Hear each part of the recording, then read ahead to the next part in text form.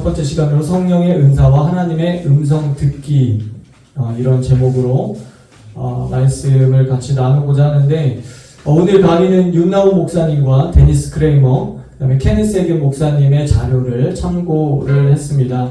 우리가 신앙생활을 하면서 믿음의 성장을 위해서 어떻게 해야 하는지 구체적으로 분명하게 배워본 적이 많지 않은 것 같습니다.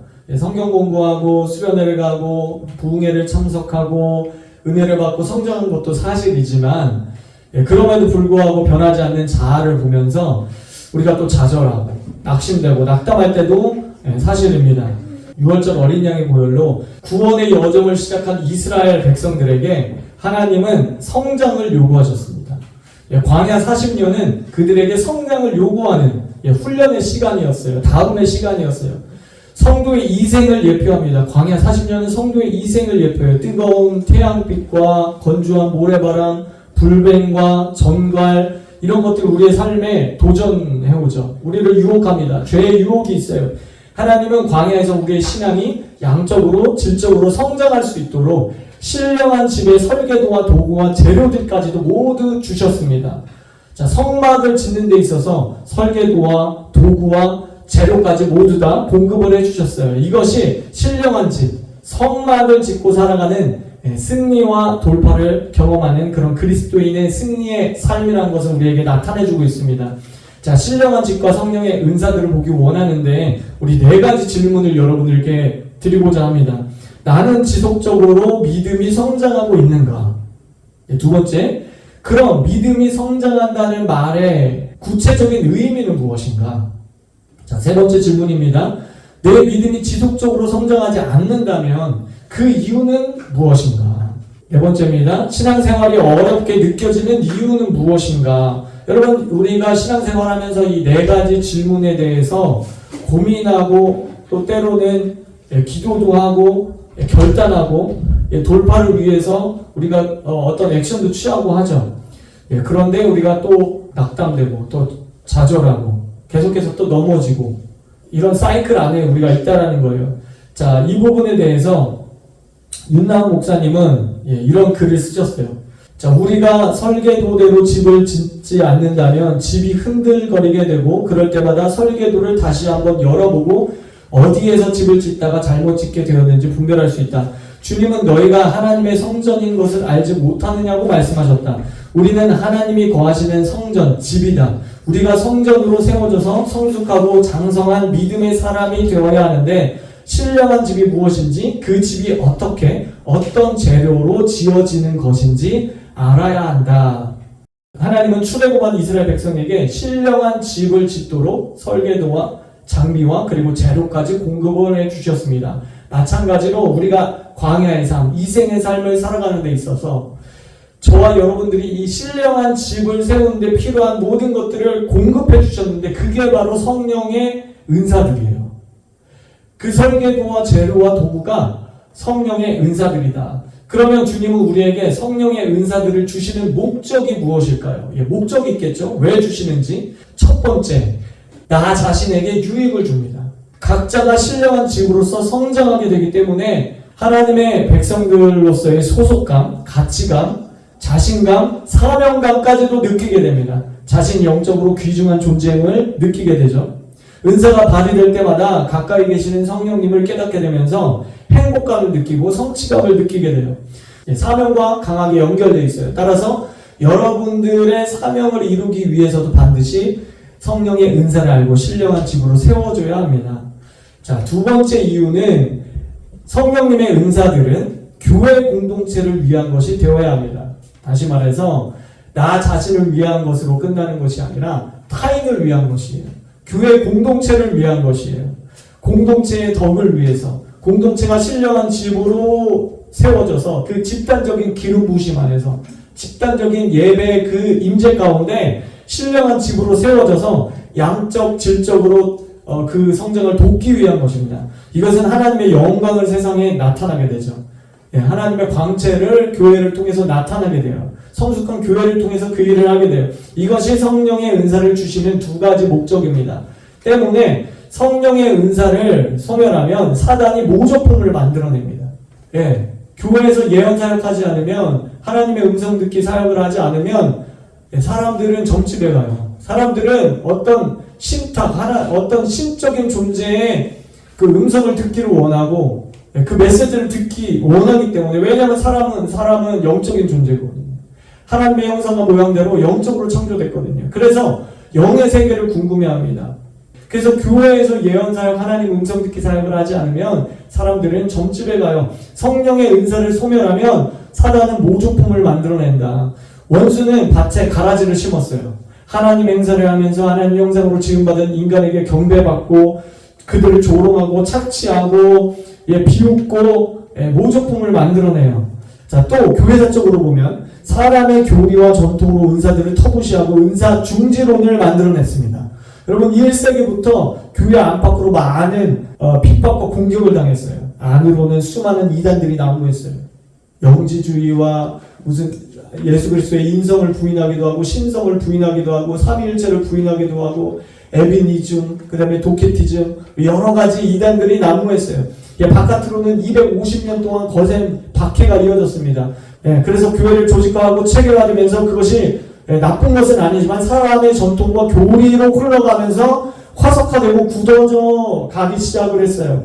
더구나 313년에 기독교 공인이라는 탈을 쓰고, 기독교를 공인합니다. 여러분, 공인이라는 거는 이제 자유라는 거예요. 그러니까 기독교가 우리 로마 제국의 종교다, 국교가 아니라 공인인 것은 이제 어떤 종교를 믿어도 된다라는 거예요. 그래서 기독교를 공인하자마자 이 교회가 조직화하고 정치력을 발휘하기 위해서 이교도들을 흡수하기 시작했어요. 그래서 교회를 통해서, 신령한 집인 교회를 통해서 예수님이 보이고 복음이 더 명확하게 보이고 선명하게 보여야 되는데, 교회 전통과 사람의 유전, 건축물의 화려함, 제도의 화려함, 예배의 화려함이 예수님과 복음을 대체한 것이죠. 여러분, 조직화하고 정치화하고 이게 잘못된 것이 아니라 그것이 예수님과 복음을 대체했다는 거예요. 모조품을 만들어냈다는 거예요. 그 결과 1400년간 타락하게 되었고 수많은 사람들이 모조품에 속아서 지옥에 떨어지게 되었습니다. 그러나 고린도전서 12장 1절 2절에 이렇게 말씀하고 있습니다. 우리 같이 읽어볼까요? 형제들아, 신령한 것에 대해서 나는 너희가 알지 못하기를 원하지 아니하노니 너희가 알거니와 너희가 이방인으로 있을 때에 말 못하는 우상에게로 끄는 그대로 끌려갔느니라. 여기 보면 신령한 은사를 소멸하면 어떻게 된다? 우상, 악한 영이 만드는 그 대체물, 모조품에 그냥 끄는 그대로 끌려가는 거예요. 사람은 영적인 존재라서 사람 안에 종교심이 있어요. 영을 갈급하게 되어 있어요. 영적인 세계를 갈급하게 되어 있어요. 하나님을 갈급하게 되어 있어요. 절대자를 갈급하게 되어 있어요. 그래서 스님들도 뭐 죽을 때 되면 아이고 하나님 그런데잖아. 그런 영적인 존재로 창조되었기 때문에 그 모조품에 사람들이 속았어요. 끄는 그대로 끌려갔다. 육적이고 혼적인 그리스도인들을 양성하게 됐어요. 그래서 교회 프로그램이나 행정력, 정치력, 사람의 전통, 예배의 화려함, 이런 것들이 교회의 성령의 은사를 대체했어요. 모조품을 만들어냈어요. 여러분, 꼭 그런 것들이 나쁜 건 아닙니다. 잘 우리가 사용하면 좋은 거죠. 교회를 바로 세우고 조직화하고 체계화하고 그게 나쁜 게 아니죠. 그러나 성령의 기름 부으심과 성령의 임재와 그런 예배의 감미로움과 어떤 예배 때 찬양의 감미로움, 혼적인 것, 감정적인 터치, 이걸로 대체했다는 거예요. 교회 프로그램과 행정과 이런 조직력이 성령의 인도하심을 대체했다는 거예요. 여러분, 그러면 예수님이 온전히 나타나지 않아요. 교회에 온전히 신령한 집으로 세워질 수가 없어요. 이걸 대체했다는 거예요. 그래서 우리는 반드시 성령의 은사를 가지고 그 제도와 설계도와 그 도구를 가지고 성령의 신령한 집을 세워야 됩니다. 하나님의 음성 듣기를 반드시 우리는 그 사역을 해야 됩니다. 은사 중지론에 대해서 좀 말씀드리고 싶은데, 은사 중지론이 무엇인가? 자, 이 은사 중지론이라는 것은 사도행전 시대 이후에 모든 은사들은 중지되었다. 이런 신앙 노선을 말하는 것입니다. 이제 어거스틴이라고 하는 사람이 처음으로 주장을 했어요. 후에 자신의 잘못을 인정하고서 성령의 은사들을 인정을 했습니다. 그러니까 그것을 만든 사람이 그 이론을 폐기했어요. 폐기한 이론이에요. 그런데 약 1000년 후에 종교개혁자들에 의해서 로마 카톨릭의 신비주의 신앙 전통을 부정일변도 하면서 로마 카톨릭은 굉장히 이제 신비로운 것들을 많이 추구하잖아요. 그 중에는 이제 성령으로부터 온 것이 있고 또 모조품이 있고 양신 역사하는 뭐 여러 가지가 있을 텐데 이런 신비주의 신앙 전통을 부정일변도 하면서 그에 따른 저항으로 어거스틴의 은사 중지론을 부활시켰어요. 예, 종교개혁자들을 저는 진심으로 정말 진심으로 존경하고요. 항상 고마워요. 그래서 칼빈이라든지 루터라든지 그들이 사회에 영향력 끼친 것들이 굉장히 많거든요. 이 종교의 영역에서만 그들이 개혁을 일으킨 것이 아니라 정치, 경제, 사회, 문화 모든 전 분야에서 개혁이 일어났거든요. 예, 개혁이 일어났어요. 정치 분야에서도, 경제 분야에서도, 종교 분야에서도, 삶의 모든 분야, 직업관, 신앙관, 결혼관, 모든 면에서 개혁이 일어났어요. 그래서 저는 그분들을 존경하고 항상 고마워합니다. 하지만 그들에게 치명적인 실수 몇 가지가 있어요. 그것이 너무너무 안타깝고 아쉬워요. 존경하는 것은 존경하는 거고 또 안타까운 것은 성경적이지 않은 것은 우리가 성경적이지 않은 것은 우리가 그것들을 인정하고 받아들여야 됩니다. 아멘? 아멘이죠. 하나는 구원론에서 믿음과 행위를 애당초 이제 동전 악뒷면처럼 믿음과 행위를 절대로 분리시킬 수 없는 거예요. 믿음 안에 행위, 순종이 녹아들어가 있는 거예요. 순종하지 않는 믿음은 가짜 믿음인 거예요. 야고보서가 그걸 말하고 있고 히브리서가 그걸 말하고 있고 마태복음이 그걸 말하고 있는 거예요. 로마서도 갈라디아서도 그것을 에베소서도 그것을 계속해서 사도 바울이 말씀하고 있는 거예요. 그런데 이것을 완전히 분리시켰다는 거예요. 이것은 이제 카톨릭의 공로사상, 행위적인 요소들을 부정하면서 반대편으로 극단으로 간 거예요. 그러니까 믿음과 행위를 완전히 분리시켰다. 이것이 첫 번째 과오고 두 번째는 어거스틴이 자기도 인정한 그 은사 중지론을 부활시킨 거예요. 이거는 대단한 잘못입니다. 여러분 이 두 가지 문제점을 로마 카톨릭부터 종교개혁을 할 때 공로사상과 그리고 신비주의를 지나치게 부정하면서 극단으로 치우치게 된 안타까운 일입니다. 정말 정말 안타까운 일이에요. 이 토대 위에 개신교가 세워졌으니 참된 믿음과 행위가 뒤따르는 참된 믿음을 설교하면 그 듣기 거북하죠. 의에 줄이고 목마른 마음들이 없어요. 마음에 가난한 마음들이 없어요. 애통하는 마음이 없어요. 그러니까 회개하라고 그러면 듣기 싫은 거예요. 근데 마음에 의에 줄이고 애통하고 가난한 마음이 있는 성도들은 마음같이 깨끗하고 마음같이 좋은 마음같이 있는 성도들은 회개의 메시지를 전하면 막 회개하는 거예요. 막 회개하고 주님 저를 떠나서서 저는 죄인입니다. 베드로 고백처럼 날마다 자기 가슴을 치면서 그 세리처럼 회개하는 거예요. 근데 그게 듣기 싫은 성도들은 교회 떠나는 거예요. 그런 성도가 무서워서 올바른 메시지를 전하지 않은 목회자들은 점점 이제 사람의 구의에 맞는 메시지로 타락하게 되는 거예요. 사람의 종이 되는 거예요. 교회를 프로그램을 가지고 교회를 움직이는 거예요. 그것이 나쁜 것은 아니지만 그것을 대체하면 그것이 나쁜 게 돼요. 사람의 유전과 전통을 가지고 교회를 세팅하고 감정적인 터치 이런 찬양을 통해서 사람들 그냥 살살살살 감정 터치해주고 여러분 이것은 잘못된 거라는 거죠. 자, 은사 중지론자들은 고린도전서 13장 8절에서 10절 말씀에서 온전한 것이 올 때에는 부분적으로 하던 것을 폐하리라 이 말씀을 똑떼가지고 은사 중지론을 주장을 합니다. 여러분 이 성경절을 가지고 봐라 은사는 초대교회를 든든히 세우기 위해서 1세기에만 주어진 거다. 근데 이제 교회가 세워졌기 때문에 오늘날에는 은사가 다 폐해졌다. 필요 없다. 이렇게 주장을 합니다. 왜? 이 사랑장, 고린도전서 13장은 우리가 익히 아는 것처럼 사랑장이죠. 사랑은 영원하지만 예언도 폐하고 방언도 그치고 지식도 폐한다. 예언, 방언, 지식 이런 게 다 은사잖아요. 이런 게 다 폐한다 등등등 맞는 얘기예요. 성경이 그렇게 말씀하고 있기 때문에. 근데 성령의 은사가 이렇게 그칠 때는 1세기에 완성되고 그쳤다라는 게 아니라 이 성경 구절은 12절에 보면 우리가 이제는 거울로 보는 것 같이 희미하나 당시 거울은 청동 거울이었기 때문에 이제 거울로 보면 희미했거든요. 이제 얼굴과 얼굴을 대하여 볼 것이며 그랬습니다. 예수님이 재림하실 때를 의미하는 거예요. 재림하실 때. 그러니까 즉 은사들, 예언과 방언과 지식 여기서 말하는 은사들은 폐기되되 언제 폐기된다? 1세기에 폐기된 게 아니라 예수님이 재림하실 때, 그러니까 세상 끝날에 폐기되는 거예요. 예수님이 재림하시면 성령의 은사가 더 이상 필요가 없죠. 예수님 재림하셨는데 성령의 은사가 필요가 없어요. 오직 하나님의 사랑과 공의와 정의만 남는 거예요. 그 심판주이신 하나님의 공의, 그리고 은혜를 베푸시는 그 사랑만 남는 거예요. 그렇기 때문에 성령의 이 은사가 폐해진다 이렇게 된 거예요. 그러니까 오늘날 성령의 은사가 끝났다라고 주장하는 것은 올바른 주장이 아니고, 오히려 원수의 모조품을 더 활개치게 만드는 악순환이 될 뿐입니다. 이것을 믿게 되면. 또 은사 중진론자들은 얼굴과 얼굴을 맞대고 본다는 것은 성경 66권을 가지고 본다는 뜻이다 이렇게 주장을 했어요. 그러니까 1세기 때 성경 66권이 다 완성됐기 때문에 이제 성령의 은사는 다 폐해져야 된다. 성령의 사역은 다 폐해져야 된다. 성경이 완성됐기 때문에 이렇게 주장합니다.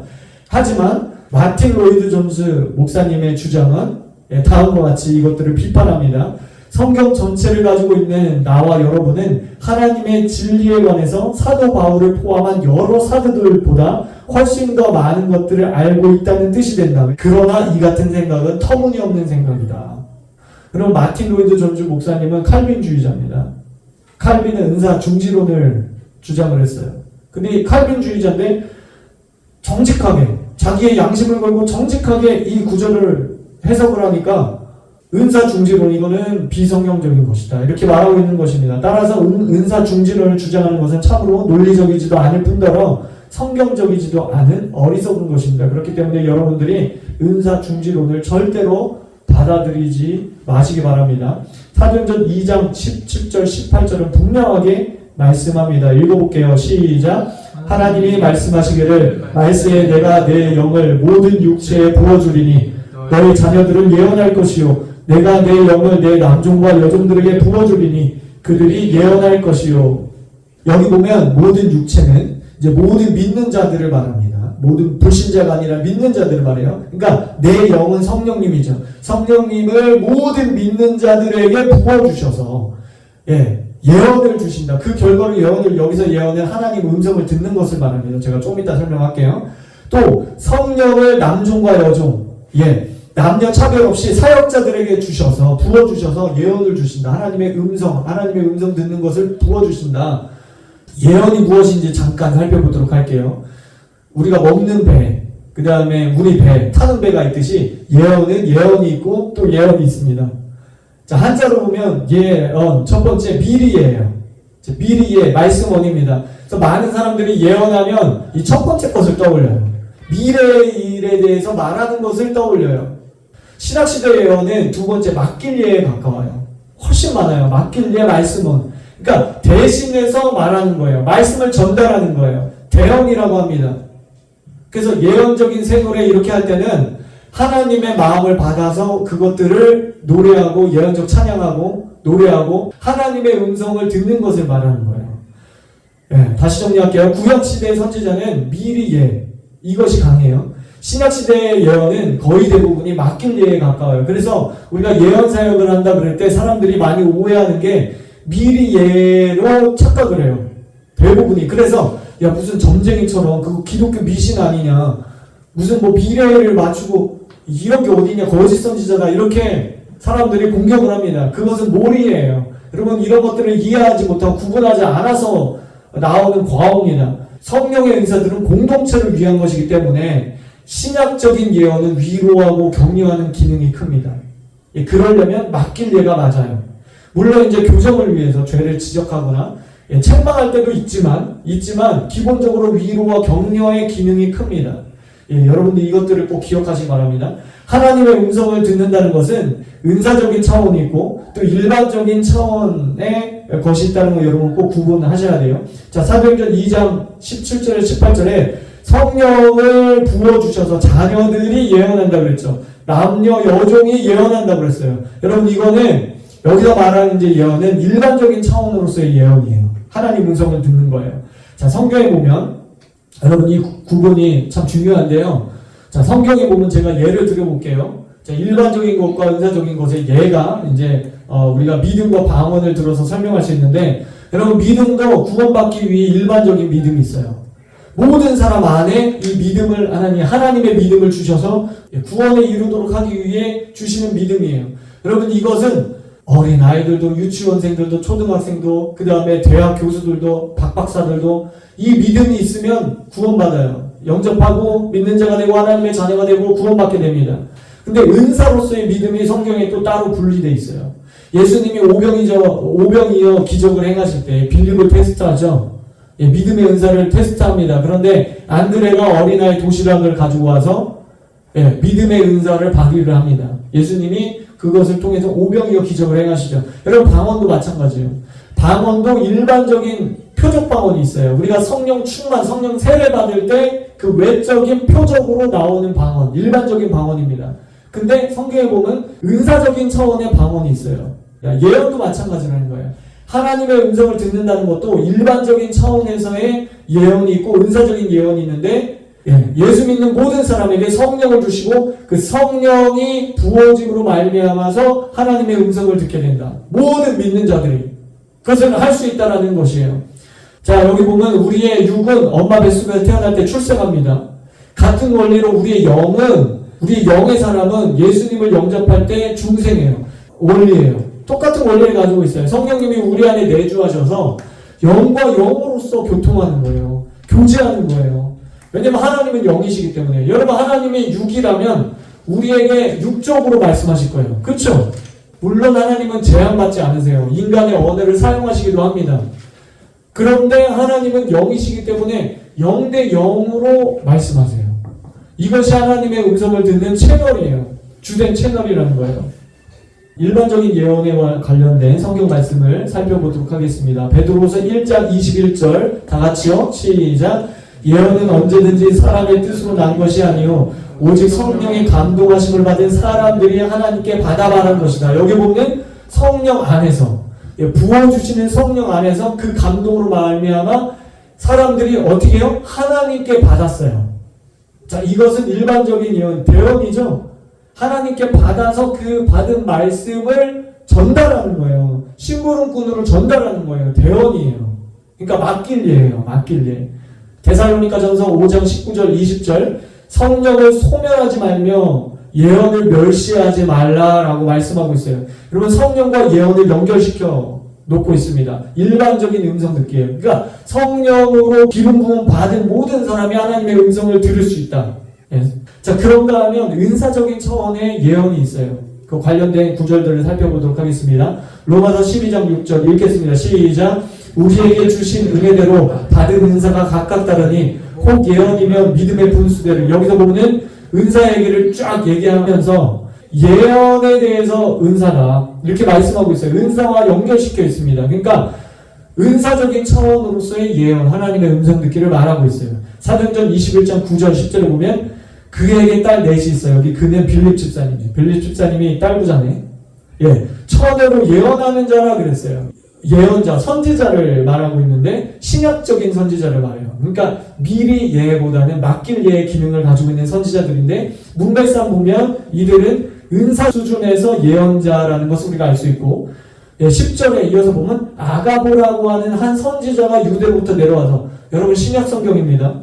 신약 시대에도 선지자들이 있었어요.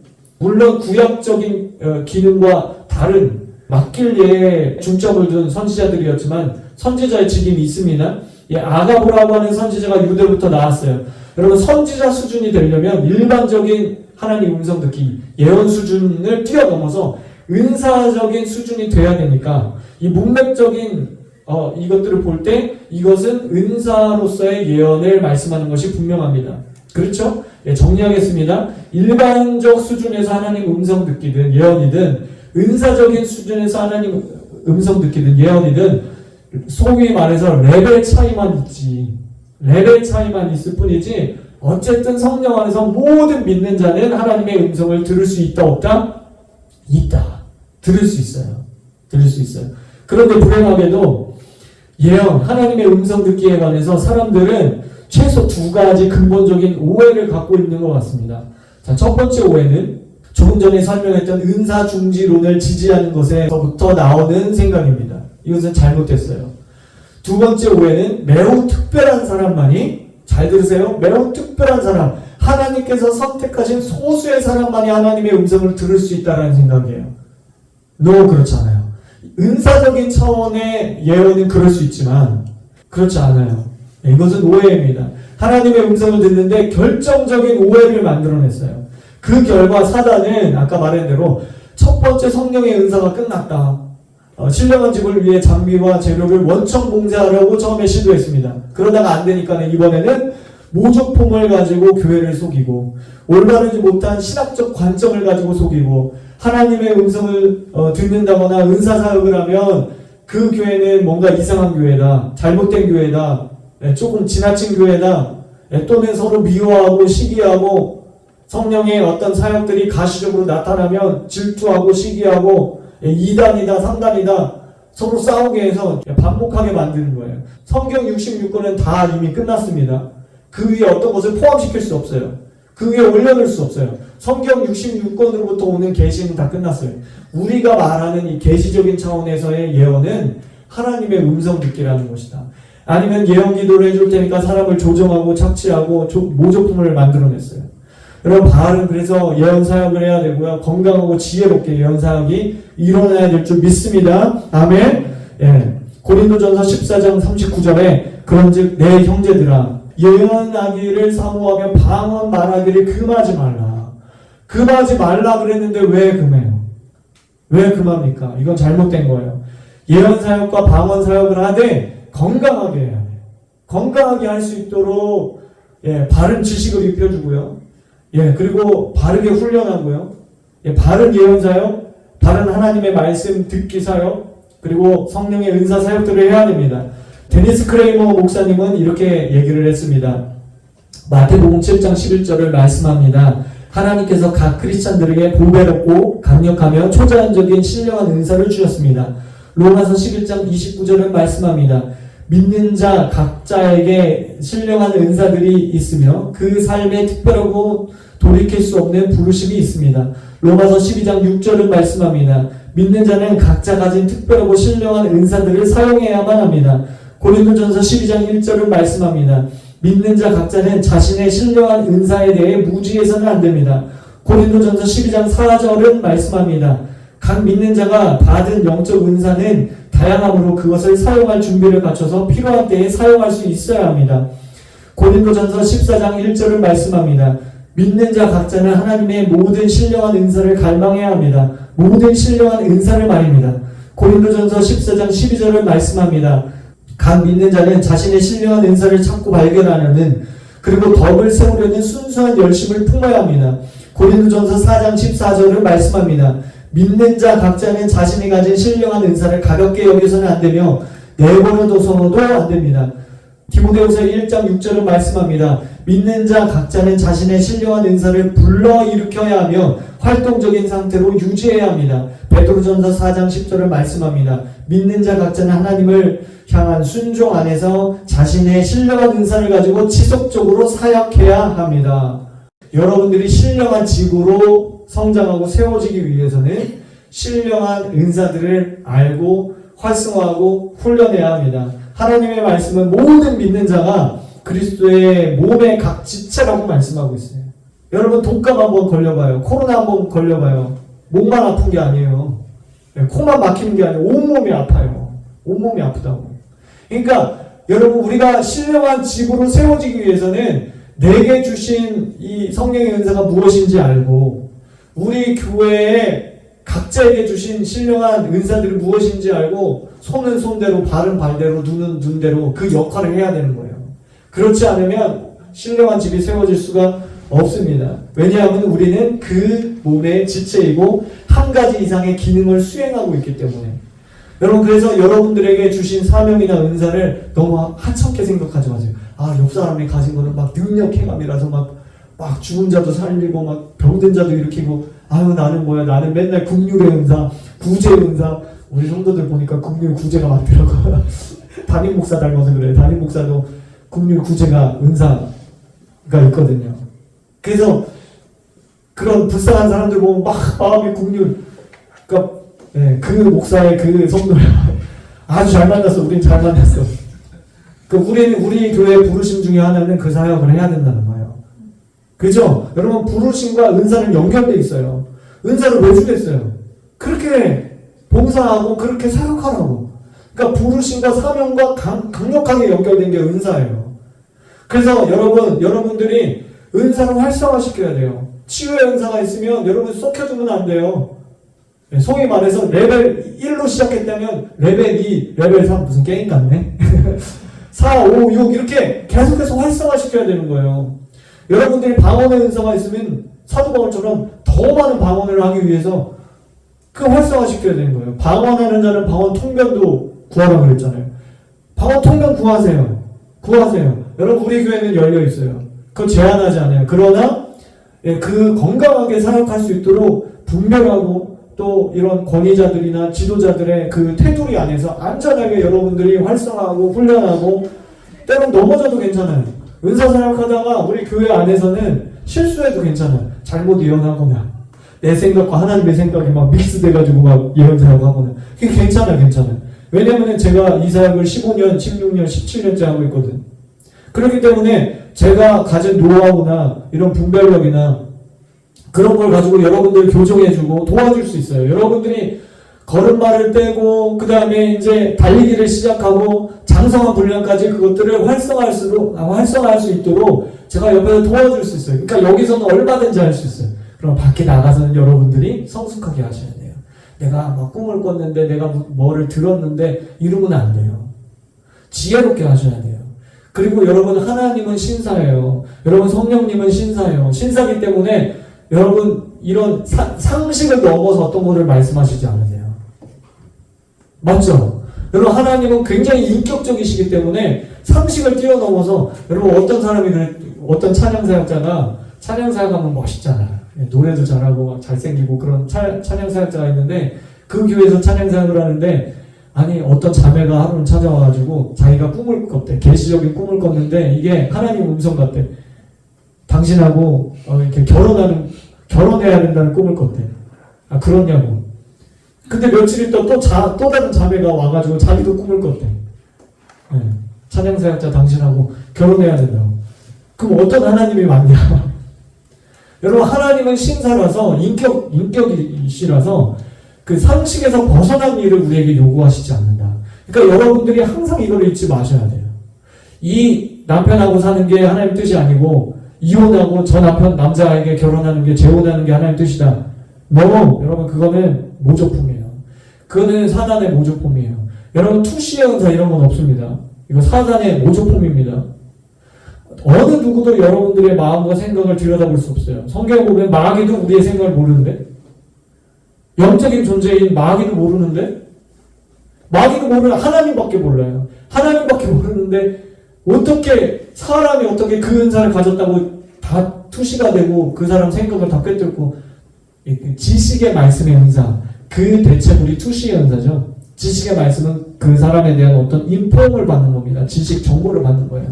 그래서 기도 사역을 하거나 어떤 사역을 할 때 예를 들어서 어떤 사람은 막 위가 너무 아파가지고 기도 사역을 받았어. 근데 지식의 말씀에 있는 사람이 기도를 해줬는데 이 위가 아픈 거는 그냥 단순히 육체적인 질병이 아니라 과거의 어떤 상처 때문에 발생한 것이다라는 지식, 그런 경우가 있다고 합시다. 그런 지식을 하나님께서 주시는 거, 그게 지식의 말씀의 은사예요.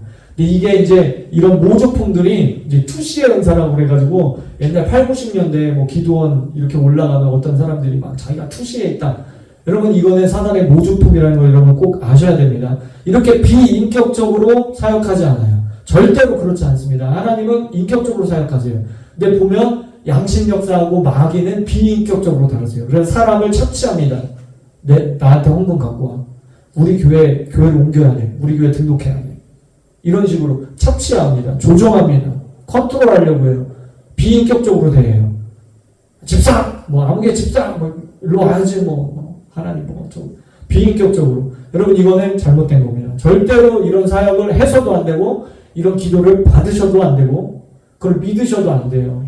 제가 다음 시간에 얘기하겠지만 그런 사례들을 몇 가지 말씀을 드리도록 하겠습니다. 이 강의를 듣는 여러분들도 어떤 은사들이 다 있어요. 한번 읽어보도록 하겠습니다. 시작! 우리는 그리스도의 지체로서 한 가지 이상 은사를 가지고 있다. 아멘. 예, 선포하십시오. 한 가지 이상. 한 가지 이상입니다. 뭐 2개, 3개, 4개, 5개, 6개. 여러분들 안에 은사가 있어요. 근데 왜 은사가 없는 것처럼 여러분 느껴질까요? 그것을 활성화하지 않았어요. 그것을 알아보려고 하지도 않았고, 발견하려고 하지도 않았고, 활성화도 안 했어요. 그래서 은사는 원석과 같아요. 여러분, 광물을, 보석을 캡니다. 그러면 그거는 상품 가치가 없죠.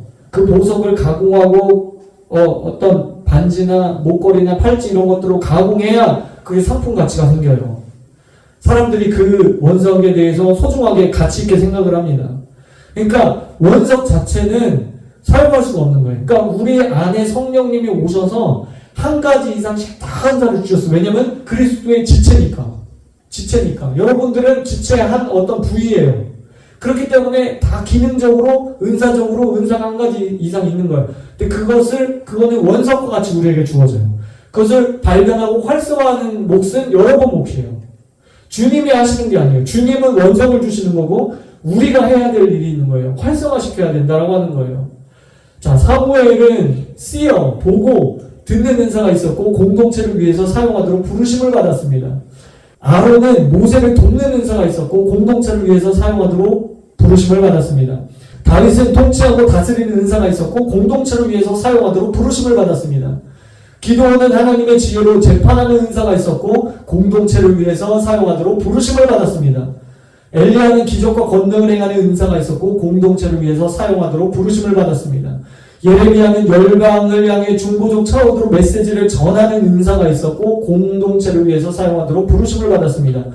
요나는 복음을 전하는 자의 직임의 은사를 받았고, 공동체를 위해서 사용하도록 부르심을 받았습니다. 침례 요한은 회개의 메시지를 전하며 주님의 길을 예비하는 은사를 받았고, 공동체를 위해서 사용하도록 부르심을 받았습니다. 누가는 신령한 글쓰기의 은사를 받았고, 공동체를 위해서 사용하도록 부르심을 받았습니다. 디도는 카리스마적인 목회와 리더십의 은사를 받았고, 공동체를 위해서 사용하도록 부르심을 받았습니다.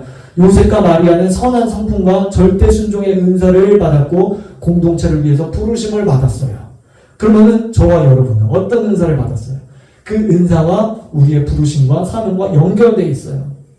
네, 공동체를 위해서 사용하도록 부르심을 받았다라고 하는 거예요. 그리고 신령한 집을 위해서 부르심을 받았다. 그런데 그 신령한 은사는 원석과 같다. 그래서 우리가 훈련하고 발견하고 활성화하지 않으면 은사는 소멸된다. 성경은 분명히 성령을 소멸하지 말며라고 말씀하고 있습니다. 성령이 인격체신데 왜 무슨 물건처럼 소멸시키지 말라고 말씀하셨을까? 자, 헬라어로 보면은 불을 끄지 말라는 의미이기 때문입니다. 즉 성령의 불, 성령의 은사들은 사용하지 않으면 곧 꺼지고 맙니다. 소멸됩니다. 또 성령을 금신케 하지 말라 그랬습니다. 예, 아래 글을 한번 읽어봅시다. 시작. 성령의 은사를 소멸시키면 사단이 모조품을 만들어 교회를 미혹하기 때문에 성령님께서 근심하시고 슬퍼하신다. 성령님을 근심케 하지 말라. 이것은 은사들을 우리가 사용하지 않아서 신령한 집을 세우지 않으면 성령님이 근심하시고 슬퍼하신다. 왜냐하면 사단이 대책을, 모조품을 만들어서 교회를 미혹하기 때문에. 따라서 은사를 개발하고 성숙하게 사용하시기를 예수의 이름으로 축복합니다. 자, 은사가 소멸되는 3가지 요인들을 잠깐 배워보도록 하겠습니다. 첫 번째는 불신 때문에 그래요. 불신 때문에 소멸돼요. 은사 중진호를 믿는다든지 은사를 터무시하면 그러면 은사가 소멸됩니다. 자, 두 번째는 고난 때문에 소멸돼요. 성령의 사역을 하면 주변 사람들이 여러분들이 이제 이상하게 봐요. 성령의 은사가 여러분들 삶 가운데 나타나면 특히 형제들, 그리스도 안에서 한 몸 된 형제들, 그리스도인들이 여러분들이 2단, 3단 또는 저 사람 좀 잘못 가고 있는 것 같은데 라고 여러분들을 비판할 것입니다. 사람이 무서워서 그것들을 사용하지 않으면 소멸됩니다. 세 번째는 실수 때문에 소멸돼요. 은사를 사용하지 않거나 실수를 저질러서 낙담이 될 때 폐절이 오기도 합니다. 따라서 은사가 열려있는 교회, 열려있는 목회자의 권위의 그 테두리 안에서 활성화하는 게 매우 중요해요. 여러분들이 어느 정도의 단계까지 가기 위해서 실수하고 넘어지고 잘못 하나님의 음성을 듣기도 하고 그게 내 생각인데 하나님 음성으로 뭐 듣기도 하고요. 또는 세상적이고 심하면 마귀가 주는 어떤 유혹인데 하나님의 말씀으로 착각할 때도 있습니다. 그러나 그것들을 계속해서 우리가 포기하지 말고 분별하면서 그것들을 훈련해 나가야 돼요. 미국의 베델교회 담임이신 빌 존스 목사님이 한국에 오셨어요. 빌 존스 목사님 한국에 오셔서 한국 교회 목회자들에게 이런 말씀을 하신 적이 있어요. 나는 어린 손주들을 데리고 놀 때 그들이 넘어져도 다치지 않는 잔디밭에서 뛰어다니게 한다. 참 지혜로운 말씀이죠. 여러분, 우리 교회는 감사하게 그런 환경들이 어느 정도 만들어져 있다고 저는 생각합니다. 담임 목사 부부가 하나님의 음성 듣는 것에 대해서 적극 찬성하고 또 이렇게 설교하고 티칭하고 훈련시키고 격려하고 바르게 가르치는 의지가 강해요. 따라서 여러분들이 잘 따라오시면 하나님의 음성을 들을 뿐만 아니라 여러분들에게 주신 성령의 은사를 발견하고 활성화할 수 있어요. 그리고 신령한 집으로 여러분들이 세워질 수 있습니다. 그것을 저희 부부는 간절히 원해요. 그리고 여러분들을 위해서 기도합니다. 여러분, 말씀대로 하면 돼. 그럼 말씀에 성령의 은사가 있잖아요. 그러면은 말씀에 방언이 있으니까 방언에 가르치고, 예언이 있으니까 예언 가르치고, 축사 치유가 있으니까 가르치면 돼요. 그것을 하라고 했으니까 성경 말씀대로 하면 돼. 그게 이상한 게 아닙니다, 여러분. 여러분 꼭 권위자의 테두리 안에서 여러분들이 활성화되시기를 축복합니다. 아멘. 저는 예언에 대한 바울의 입장을 그대로 여러분 우리 교회에 가르치고 입혀지게 하기를 원합니다. 첫째, 예언을 멸시하지 말라 바울이 그랬습니다. 저는 분별은 하지만 절대로 멸시하지 않을 것입니다. 여러분들이 어떤 하나님의 음성을 듣는 채널이 다양하거든요. 어떤 사람은 꿈을 통해서, 어떤 사람은 환상을 통해서, 예언의 말씀을 통해서, 방언 통달을 통해서, 환경을 통해서, 주변 사람을 통해서, 아니면 날씨를 통해서, 기타 등등등 여러 가지 채널로 하나님 우리에게 말씀하실 때, 저는 그것을 인정하고 환영합니다. 그리고 분별하지만 절대로 멸시하지 않을 것입니다. 그러니까 여러분들이 그런 것들이 있으면 저와 상의해 주시고 함께 훈련하면서 세워져 나가기를 원합니다. 둘째, 예언하는 자들의 영은 예언하는 자에게 제재를 받나니 그랬어요. 권위자의 울타리 안에서 질서대로 지혜롭게, 아까도 얘기했지만 상식의 선에서 벗어나지 말고 행하라는 것입니다. 울타리 안에서 실수하고 넘어져도 괜찮아요. 처음부터 잘하는 사람은 어디 있어요? 자, 세 번째, 예언하는 자는 둘이나 셋이나 말하고 다른 이들은 분별할 것이요. 성경은 항상 두세 사람이에요. 증인의 숫자이기 때문에, 확증의 숫자이기 때문에 두세 사람입니다. 분별하고 확증하라는 것입니다. 한국교회 안에서 이 세 가지가 잘 되지 않았기 때문에 예언을 멸시했어요. 은사 중지론을 지지하고 은사를 터부시했어요. 그 결과 사람들이 사단에게 미혹을 받아서 모조품을 만들어냈어요. 투시의 은사 이런 게 다 그런 거잖아요. 신령한 집을 세우지 못했어요. 서로 분별하고 확증하고 상식선 안에서 예언 사역을 했더라면 아마 한국교회가 성령의 사역에 대해서 이렇게 터부시하고 거부하고 부정하지 않았을 것입니다. 그러니까 미성숙한 성령 사역 때문에 스스로가 무덤을 판 거예요. 사실은 성령 사역자들이, 은사 사역자들이 스스로 무덤을 판 겁니다. 그렇기 때문에 우리는 건강하게 상식선에서 신사적으로, 인격적으로 그렇게 덕을 세우면서 이 하나님의 음성 듣기 사역, 예언 사역을 해야 됩니다. 자, 그러면 하나님의 음성을 어떻게 들을까요? 오늘은 여기까지. 오늘 동기부여 차원에서 이런 강의를 한 것인데 첫 시간이기 때문에 여러분들이 좋은 마음밭을 가지고 오늘 이 강의에 함께 참여해 주시고 오늘 예배 함께 참여해 주셔서 이렇게 저 또한 마음 편하게, 사실은 이게 일반 교회에서는 굉장히 민감한 메시지일 수 있거든요. 근데 여러분들이 참 너무너무 감사해요. 우리 교회 성도들 너무너무 감사하고 기쁘게 생각합니다. 그래서 다음 주부터 어떻게 하나님의 음성을 듣는지에 대해서 구체적으로 다루도록 하겠습니다. 우리 같이 기도하겠습니다.